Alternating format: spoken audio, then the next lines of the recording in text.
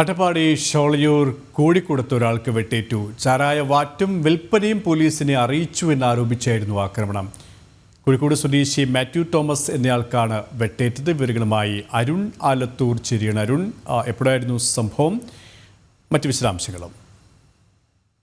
ഇന്ന് രാവിലെയാണ് ഇത്തരം ഒരു സംഭവം ഉണ്ടായിരിക്കുന്നത്. അട്ടപ്പാടി ഷോളയൂർ കോഴിക്കോടത്താണ് ഒരാൾക്ക് വെട്ടേറ്റിരിക്കുന്നത്. ചാരായ വാറ്റും വിൽപ്പനയും എക്സൈസിന് പോലീസിനും ഒറ്റ കൊടുത്തു എന്ന് ആരോപിച്ചാണ് വീട്ടിൽ കയറി വെട്ടിയിരിക്കുന്നത്. കോഴിക്കോട് സ്വദേശി മാത്യു തോമസ് എന്ന 46-കാരനാണ് വെട്ടേറ്റത്.